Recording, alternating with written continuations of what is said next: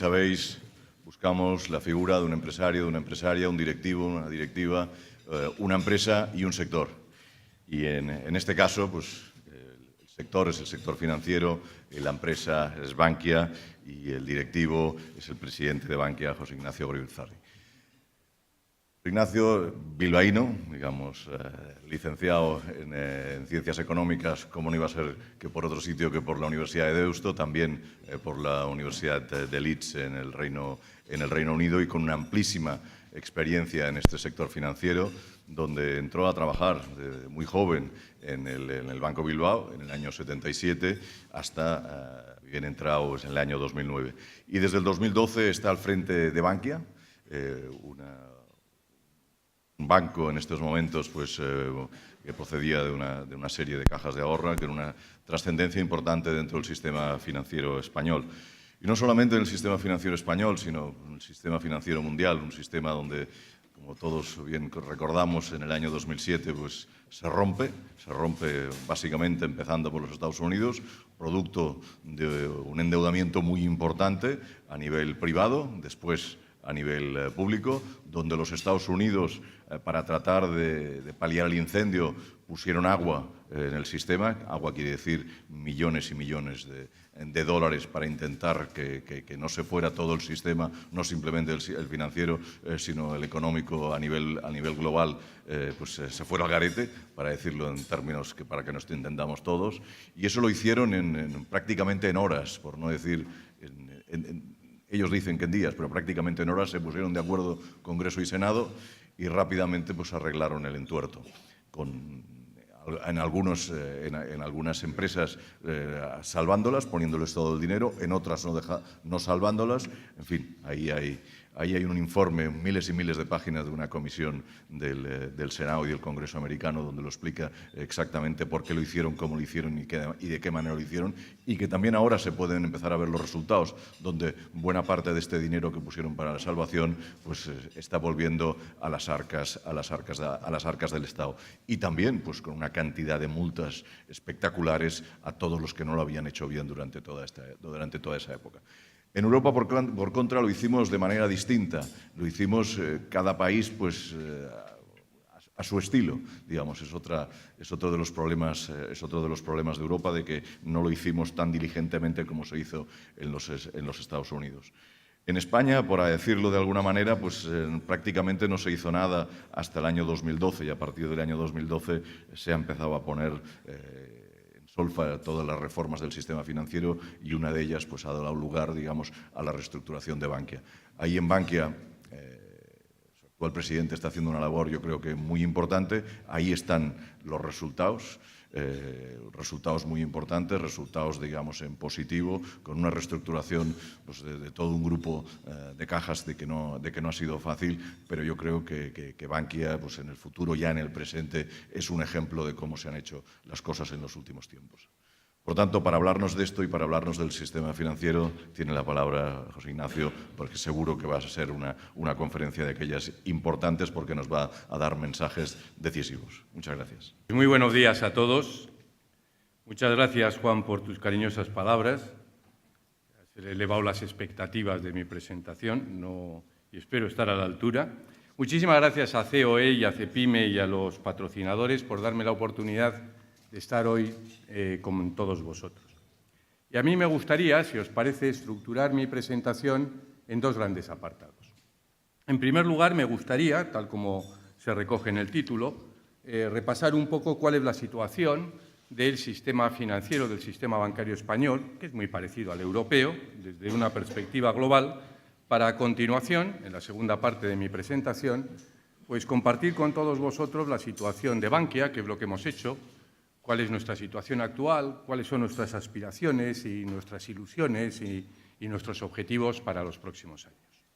Pues bien, estructurada así la presentación, me centro en el primer punto, y es cuál es la situación del sistema bancario español, que, como he dicho anteriormente, muchas de las características de lo que voy a comentar se puede predicar también del sistema bancario europeo.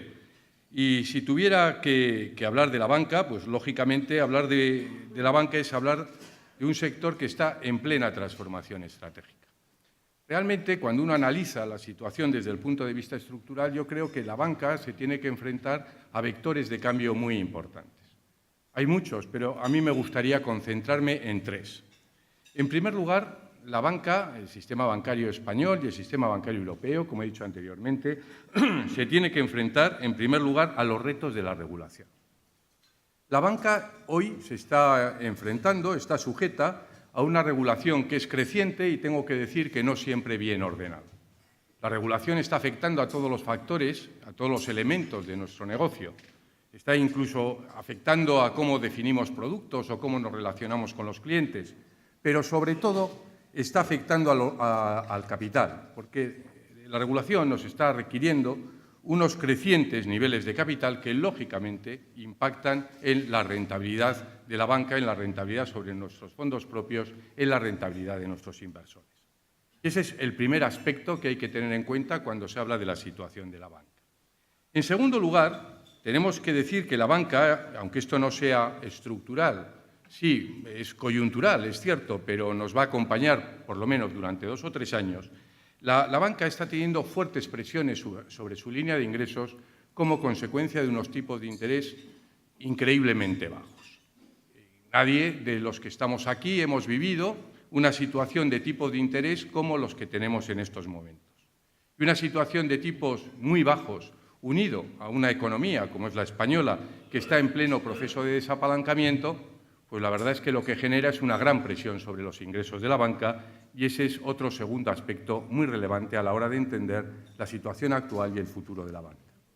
Y en tercer lugar, la banca está sometida a fuertes tensiones estratégicas y ese es un aspecto también muy relevante para todos nosotros.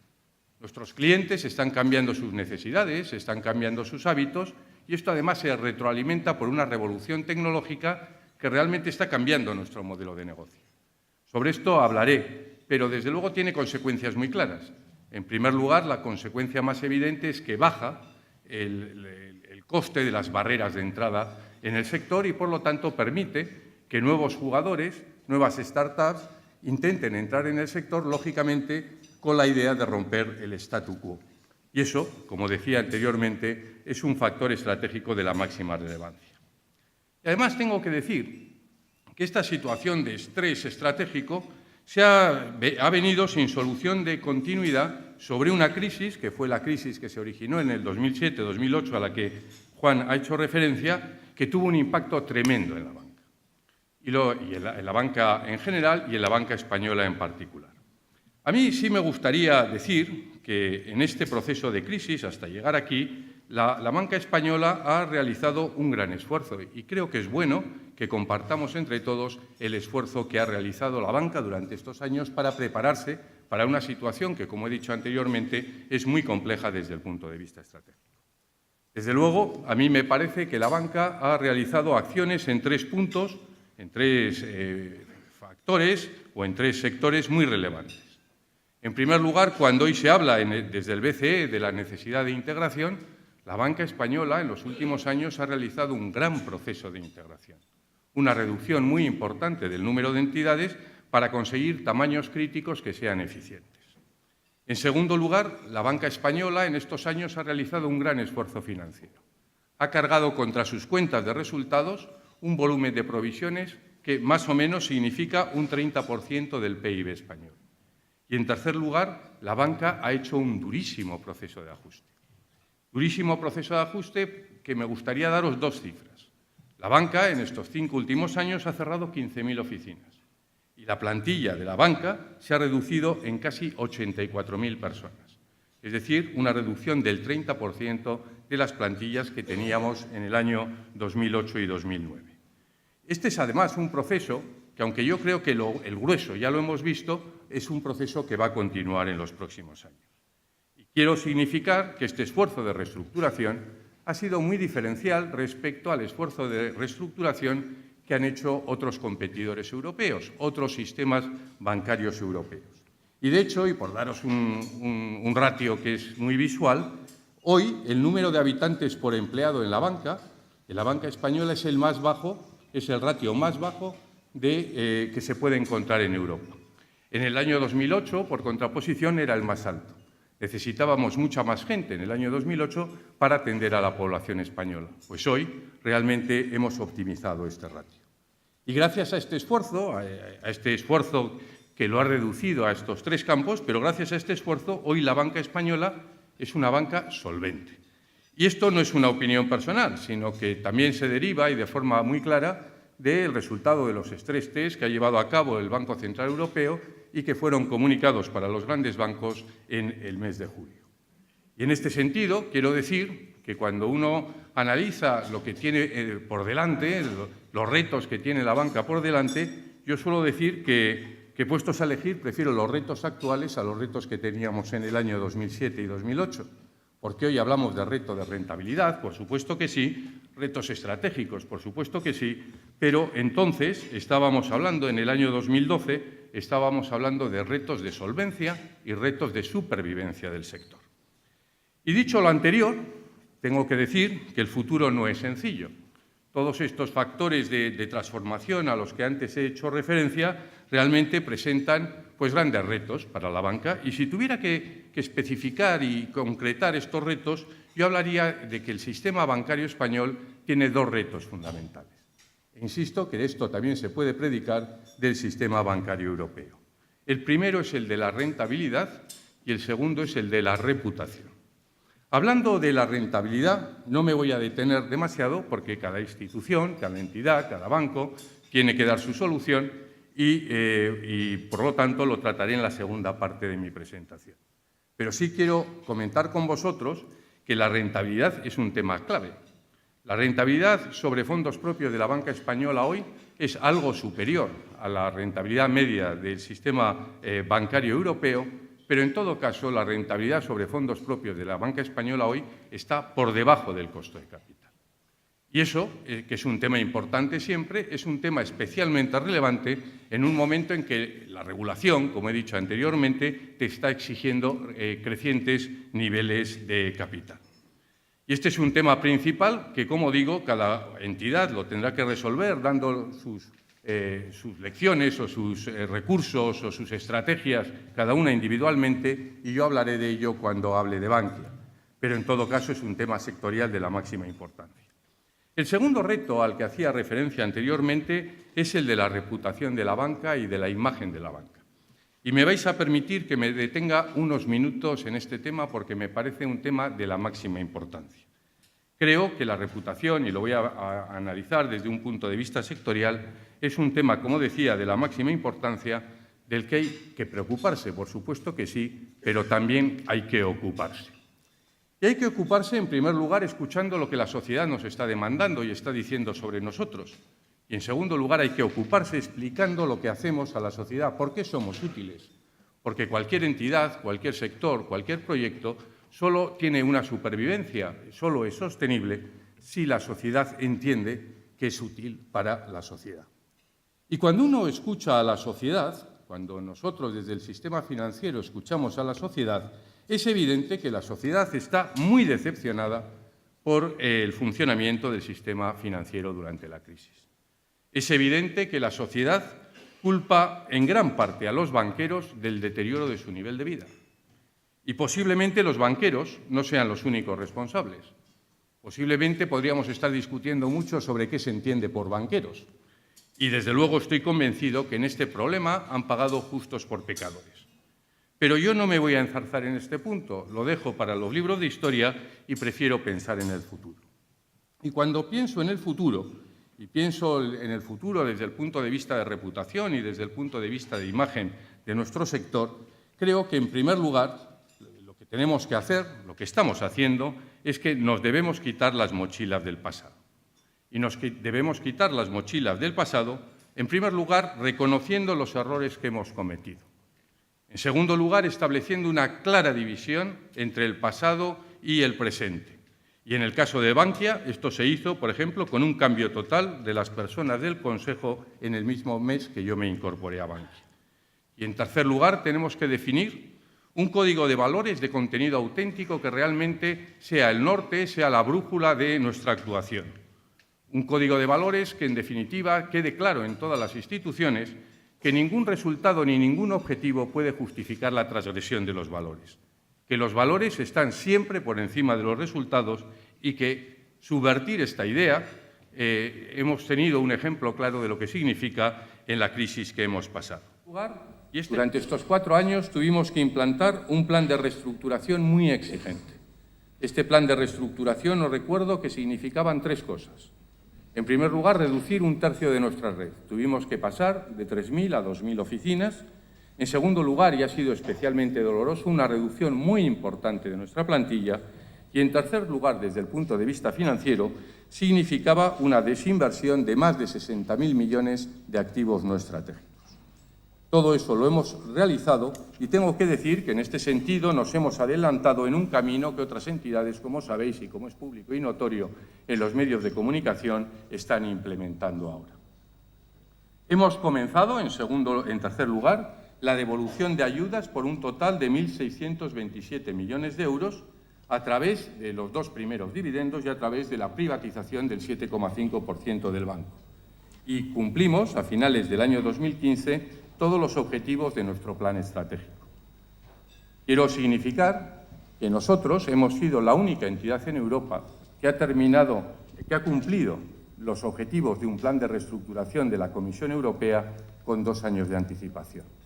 De hecho, y esto comprendo que es un poco sorprendente, pero es la realidad y quiero insistir en ella, de hecho, a finales del año 2015, nosotros, entre los 6 grandes bancos, éramos el banco más eficiente, el banco con mayor nivel de solvencia y el banco de mayor rentabilidad sobre fondos propios.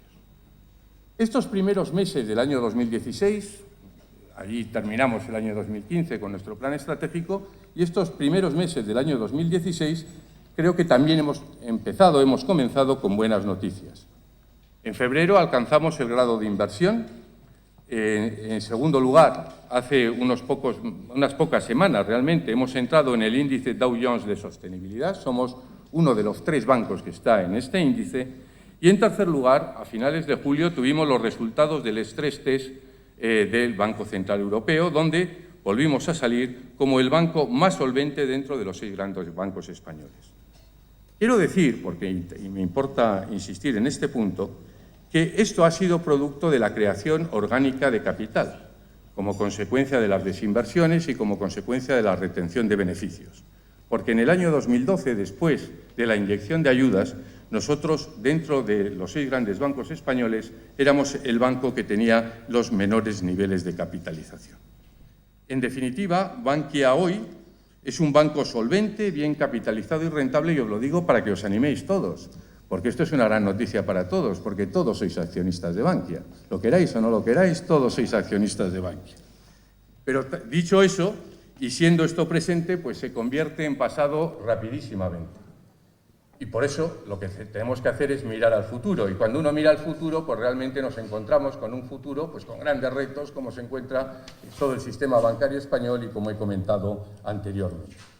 Para enfrentarnos a estos retos, nosotros estamos trabajando en un proyecto muy ambicioso de reposicionamiento de nuestra entidad.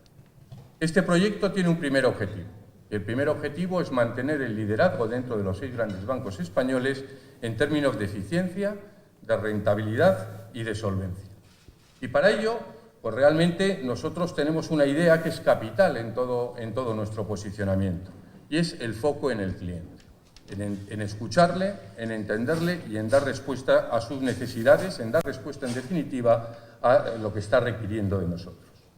Nosotros, en este reposicionamiento, lo que queremos ofrecer a nuestra clientela es el mejor binomio dentro de la banca española de un servicio excelente con un precio muy competitivo. Y, en definitiva, lo que nosotros pretendemos es que conseguir ese binomio. Y para conseguir ese binomio somos conscientes de que tenemos que hacer un tremendo esfuerzo de adaptación, en el cual estamos involucrados. Y un esfuerzo de adaptación porque estamos convencidos de que cualquier posicionamiento en banca se tiene que fundamentar en 2 bases. En primer lugar, como decía, en escuchar al cliente, pero en segundo lugar, en diferenciarnos de nuestra competencia por una forma de hacer. Porque en Bankia copiar productos es muy sencillo y copiar precios es muy sencillo. Copiar una forma de hacer es muchísimo más complejo. Y es por eso por lo que nosotros hemos puesto en funcionamiento este plan de reposicionamiento al que antes he hecho referencia. Nuestra idea, en definitiva, es que en los 3-4 próximos años, en la mente del consumidor, Bankia sea un banco cercano, sencillo y transparente. Eso es a lo que estamos aspirando en estos momentos. Pero, de hecho, concluimos que para que en la mente del consumidor Bankia sea un banco cercano, sencillo y transparente, teníamos que cambiar toda nuestra organización. Y estamos precisamente en ese proyecto. No solo cambiar nuestra red de oficinas, que por supuesto es muy importante, sino cambiar también las formas de hacer, los procedimientos dentro de los servicios centrales. Y ese es el plan en el que estamos involucrados y el primer paso para él lo terminamos en diciembre del presente año. Pero realmente, para conseguir este binomio y para conseguir este reposicionamiento, tenemos que tener una idea muy, muy clara. Y la idea es que no puede haber una calidad de servicio excelente que sea sostenible en el tiempo si no se basa en una eficiencia diferencial. Un banco no puede ofrecer de forma sostenible una mejor calidad de servicio que sus competidores si realmente no tiene una eficiencia mejor que la de sus competidores. Y cuando uno reflexiona sobre eso, realmente nosotros, a la hora de dar respuesta a cómo conseguimos las dos cuestiones, vemos que tenemos una herramienta muy potente para conseguirlo. Y esa herramienta, sin ninguna duda, es la que nos brinda la digitalización. Para nosotros, la digitalización no es una amenaza. La digitalización para nosotros en Bankia es una enorme oportunidad. Y me vais a permitir que reflexione unos minutos sobre el impacto de la digitalización en Bankia y cómo queremos responder a la misma, porque supongo que todos y cada uno de vosotros estáis haciendo el mismo tipo de reflexión en vuestros sectores y en vuestras empresas con el impacto que la digitalización tiene en vosotros. Y por lo tanto me gustaría compartir un poco la visión que nosotros tenemos por si puede ser de alguna utilidad para vosotros. La tecnología y la digitalización, por supuesto que va a jugar un papel clave en los próximos años, pero lo va a jugar desde varios puntos de vista en Bankia. El primero es un aspecto del que se habla muy poco, porque tiene muy poco glamour, pero que es radicalmente importante, y es el impacto de la digitalización en los costos operativos. Realmente, cuando uno mira hacia atrás, el impacto más importante que ha tenido la tecnología en el negocio bancario ha sido precisamente ese, abaratar los costos. De hecho, el kilo de cuenta corriente, por hablar en términos industriales, el kilo de cuenta corriente hoy tiene un costo que es un 60% inferior al que tenía hace 10 años. Y estoy convencido que la mejora de los costos operativos va a seguir en el futuro y además es un tema que solo depende de los gestores. Esto no depende ni de los hábitos de los clientes, ni del entorno, ni de nada, solo depende de nosotros. Y para nosotros este es un vector absolutamente fundamental. Estamos en plena tarea, pero es uno de los dos vectores estratégicos cuando hablamos de la digitalización. El segundo vector estratégico cuando hablamos de la digitalización, lógicamente, es la relación con los clientes. En definitiva, la multicanalidad. Y cuando hablamos de la multicanalidad y digitalización, que se habla mucho y todos los periódicos están llenos de digitalización, me gustaría dejar claro, en primer lugar, que esto no es una cosa nueva.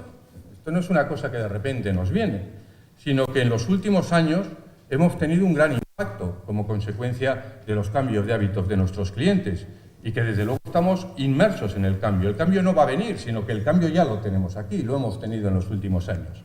Y para justificar esta afirmación, permitidme que os dé 3 ejemplos.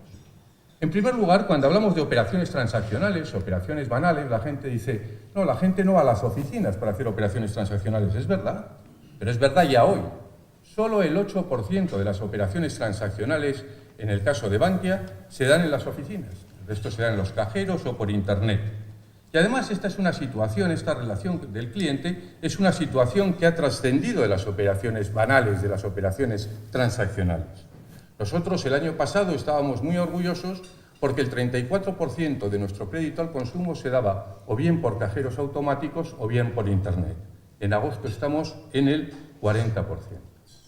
Y es más, cuando uno analiza el comportamiento de nuestros clientes, y esto es muy común en todos los grandes bancos porque es un tema sociológico, más de un tercio, el 35% de nuestros clientes son clientes que básicamente se relacionan con nosotros a través del mundo virtual.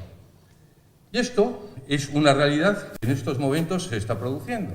Como se está produciendo el hecho de que el 7% ya de nuestras ventas, 7% de nuestras ventas ya se dan por canales virtuales. Y la velocidad de estas ventas es tremenda, estamos creciendo a niveles del 50%. Esta es una realidad que se está produciendo hoy y a la que estamos reaccionando ya hoy. Y es el primer punto en el que me gustaría poner énfasis antes de hablar del futuro. Nosotros reaccionamos en primer lugar como consecuencia del proceso de reestructuración. Nuestro proceso de reestructuración, en definitiva, es una respuesta a esta realidad que nos viene, que, como os decía anteriormente, de alguna manera nos hemos visto obligados, si queréis, pero nos hemos adelantado a nuestros competidores. En segundo lugar, como consecuencia de estos cambios, nosotros llevamos 3 años trabajando profundamente en nuestra red física, que la estamos cambiando de forma radical. Estamos segmentando nuestra red física en función de las necesidades de nuestros clientes. Nosotros tenemos distintos segmentos y queremos atender a esos distintos segmentos de clientela en distintos tipos de entidades. Y ahí tenéis, por ejemplo, el ejemplo de las oficinas ágiles que hemos desarrollado.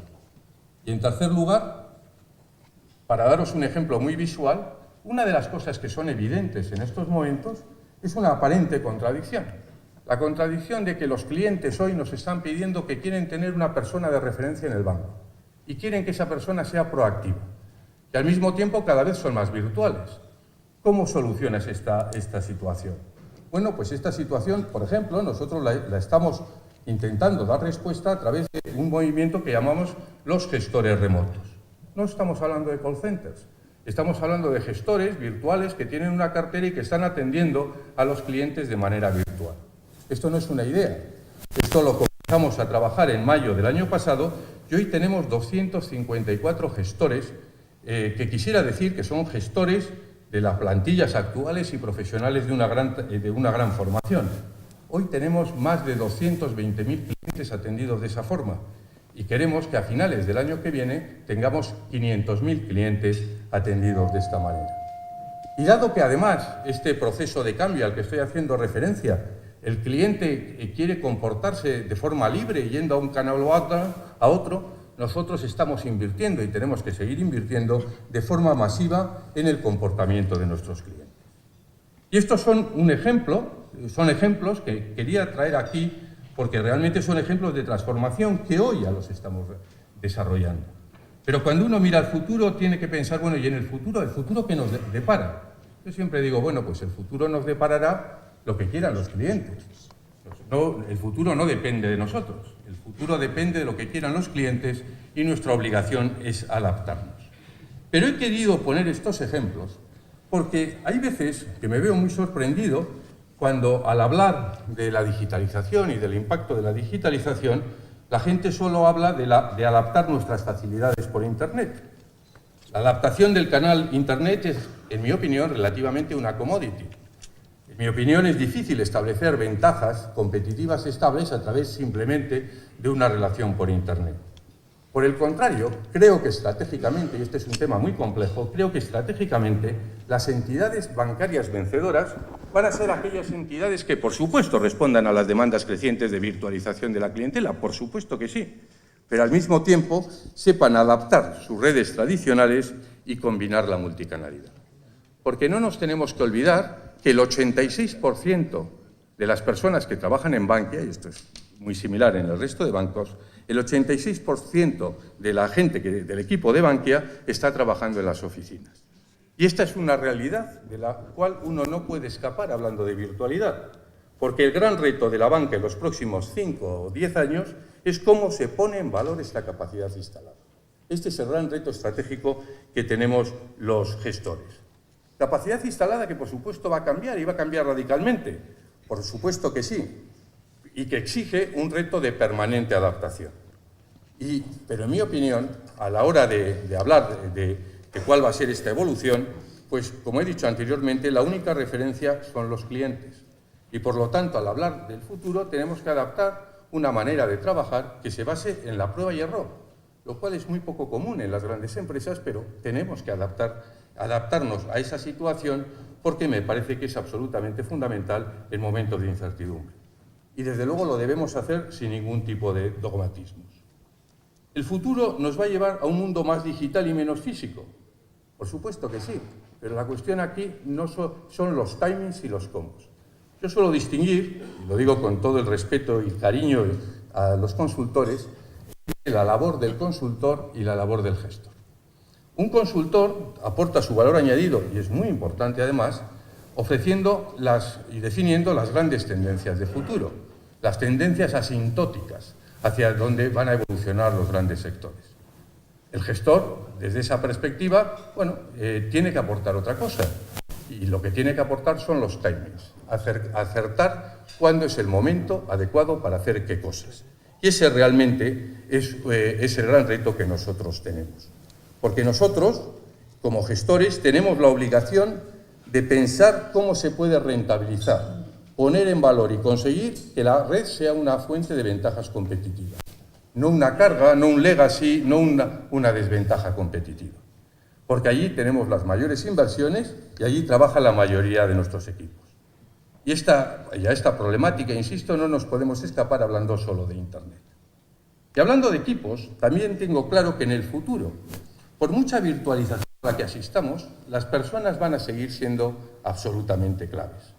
La clientela, por supuesto, que va a querer aprovecharse de las facilidades de la tecnología. Pero va a requerir también una relación personal que será especialmente importante cuando requiera asesoría y contratación de productos. Relación personal que puede ser virtual, como los gestores remotos, pero relación personal al final. Y si esto es así, y creo que va a ser así, las personas seguirán jugando un papel absolutamente clave en la diferenciación entre las buenas y las malas entidades. Porque en un ambiente de creciente tecnologización, la actitud de los equipos será, en mi opinión, absolutamente clave. Y ahí, precisamente ahí, es donde tenemos el tercer gran reto en Bankia cara al futuro. Mantener la transformación anímica del equipo de Bankia. Porque cuando uno analiza los resultados de Bankia y el cambio, la transformación de Bankia en los últimos años, a mí no me cabe ninguna duda que detrás de eso está la transformación anímica de nuestro equipo. Nosotros, como os podéis imaginar, vivimos momentos de extraordinaria incertidumbre y fuimos absolutamente conscientes de la dificultad que teníamos por delante. Yo suelo decir que vimos el color del abismo y el abismo era absolutamente negro. Y eso nos condujo al convencimiento de que el futuro solo dependía de nosotros. Nos condujo al convencimiento de que las ayudas eran muy importantes porque nos hacían solventes. Pero las ayudas no aseguraban la sostenibilidad del proyecto. Porque la sostenibilidad del proyecto pasaba por su transformación y que Bankia fuera rentable. No solo solvente, sino también rentable. En este trabajo, los resultados que hemos ido obteniendo nos ha dado una gran autoconfianza. Y esa autoconfianza, en definitiva, es la que nos ha generado un gran orgullo de pertenencia. Orgullo de pertenecer a un equipo que está haciendo las cosas bien y que además está desarrollando un proyecto que pertenece a todos y cada uno de nosotros. Cuando hablamos del orgullo de pertenencia, estoy hablando de un intangible, pero de un intangible que no está en la cuenta de resultados, ¿de acuerdo? Y no está en el balance, ¿de acuerdo? Pero que es absolutamente fundamental. Es absolutamente fundamental desde el punto de vista de actividad y de resultados, y os voy a poner un ejemplo. Un ejemplo que es muy sencillo.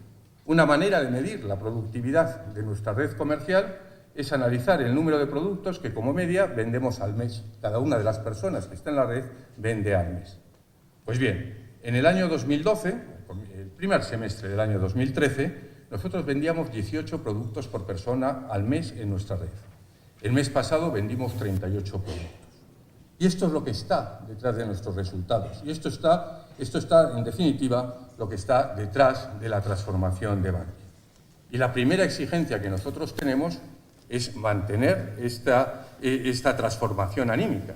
Mantenerla, además, en una situación en la cual ya el abismo no se ve tan cerca y, por lo tanto, hay que mantener la tensión. Y mantenerlo, además, en un entorno de cambio que va a obligarnos, como a todos y cada uno de vosotros en vuestras entidades, a un cambio, una transformación de los modos de dirección. Una transformación que nos obliga, en primer lugar, a ser muchísimo más transparentes e informar muchísimo más a nuestra gente de lo que pretendemos y cómo estamos viendo el entorno.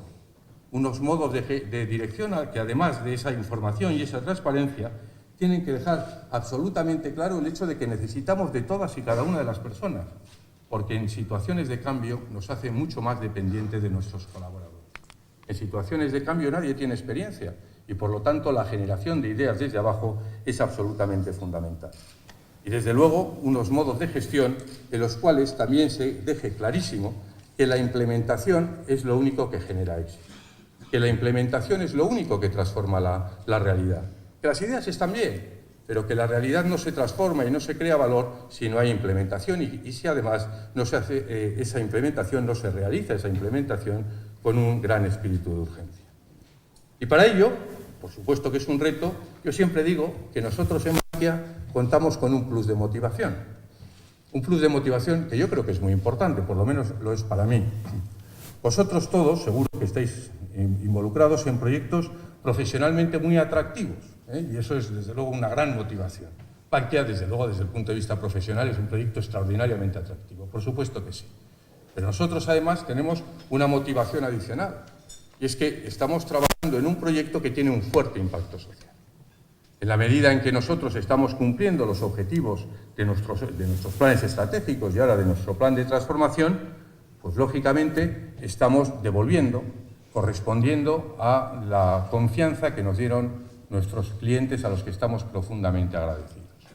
Todos estáis agradecidos a vuestros clientes, por supuesto que sí, pero nosotros especialmente, porque nos dieron una fidelidad absoluta en aquellos años tan complejos del año 2012. En la medida en que mejoramos la calidad de servicio, correspondemos a esa fidelidad que han tenido con nosotros. En segundo lugar, estamos asegurando más de 13.000 puestos de trabajo. En tercer lugar, estamos contribuyendo a la devolución de ayudas que todos los contribuyentes españoles nos prestaron. Y en cuarto lugar, desde la humildad, por supuesto que sí. Pero en la medida en que vamos cumpliendo los objetivos y transformando Bankia, estamos colaborando a la mejora de la imagen del sistema financiero español, a la mejora de la imagen, en definitiva, de la economía española y de la sociedad española. Pues este es nuestro reto. Y lo que os puedo asegurar, que somos muy realistas, somos muy conscientes de que este reto es muy complejo, pero que por falta de ganas esto no va a quedar. Muchísimas gracias por vuestra atención. Gracias, José Ignacio. Lo primero, agradecer a los patrocinadores, como no podía ser de otra manera. Gracias a ellos podemos vernos cada día con gente más interesante. Quiero deciros, siempre se ha pensado en la dicotomía entre lo que es la banca y la empresa, ¿no? O la empresa y la banca. Yo creo que ha quedado claro que nos necesitamos. Y de hecho, si vemos la historia, y me refiero un poco a la nuestra, la más cercana en el País Vasco, pues somos las empresas y somos los empresarios los que creamos la banca. Yo con algún antepasado que anduvo por allí también, pero son las empresas y los empresarios los que generan la banca. Por tanto, es fundamental, José Ignacio, efectivamente, que estéis y ganéis dinero, porque es la manera que nosotros también ganemos dinero. Y en ese sentido, sí me gustaría, al hilo de lo que decía, deciros que como bilbaíno nos sentimos realmente súper bien representados, porque pensamos que el mejor heredero y representante de ese know-how, de saber hacer de la banca vasca, pues es José Ignacio. Y lo verdad es que lo habéis traído a Madrid y la verdad es que sabemos que lo hará fenomenal. Y la realidad es que cuando ha hecho la evaluación de las cosas, si os dais cuenta, yo creo que ha habido un dato fundamental. Qué difícil a alguien que lo único que tiene que estar pensando sin interés es hablar de personas. Ha hablado de personas permanentemente. Y cuando ha hablado de la revolución que tiene por delante, ha hablado de personas. Ha hablado de los accionistas y ha dicho que somos todos. No está mal, no está mal. Es una nueva forma de pensar, es una forma de hacer, es la nueva forma de hacer. Cuando ha hablado del Consejo o de lo que es la compañía, ha hablado del gobierno corporativo. Y del gobierno corporativo como complemento de las personas. Cuando ha hablado de la transformación digital, es la primera vez que oigo, y creo que es bueno y es una buena reflexión, ha vuelto a hablar de personas. Ha dicho que esa revolución sin personas no es nada. Yo creo que es otro dato importante, porque hablo de los empleados también como personas y de los clientes de los cuales también se ha preocupado. Yo creo que es algo importante y yo creo que es una reflexión por lo menos que yo me llevo a casa. Está claro que Bankia va a ir muy bien. Pero ha habido un punto que ha reflexionado al principio, que se ha quedado ahí, y yo creo que está, y todos lo tenemos. Al principio ha hablado de regulación, que era muy importante para todos la regulación. Y ahí volvemos a la rotonda en la que nos hemos metido. La economía, íbamos por una gran carretera, y cuando íbamos para adelante, pues la política se ha metido en una rotonda, nosotros hemos seguido para adelante, la economía va, pero llega un momento que estamos como el chiste con la goma y nos está haciendo volver a la rotonda. Y la realidad es que en estos momentos lo que yo creo que es que necesitamos de nuevo esa estabilidad, porque el problema de la banca en estos momentos no es que la banca no queráis darnos créditos, es que los empresarios no los pedimos. Y no los pedimos porque sin estabilidad, sin seguridad, sin futuro certero, de una manera o de otra, es difícil que tomemos nosotros, pequeños empresarios, medianos empresarios, decisiones estratégicas para pedidos esa financiación. Por tanto, desde aquí también pido esa estabilidad y esa responsabilidad a la clase política que nos lo merecemos. Y además ha hecho una referencia al final que nos puede salir muy cara, igual Salvador no lo puede resolver, porque efectivamente he hablado ahora con el tema de la CNMV, de que ya tenemos una CNMV también interino, y el término interino no sabemos cómo está, así que Salvador, como bien nos asesoras, nos lo explicarás. Por tanto, no queremos seguir siendo interinos en este país queremos estabilidad y queremos trabajar. Muchísimas gracias, José Ignacio, ha sido una maravilla oírte, creo que todos nos llevamos de aquí no solo una gran reflexión, sino un gran ejemplo de tu trabajo, y como siempre te desearé saludarte cuando pases, porque también es persona con su familia cuando se pasea por Plencia y disfruta como una persona más, porque también lo es. Muchísimas gracias a todos.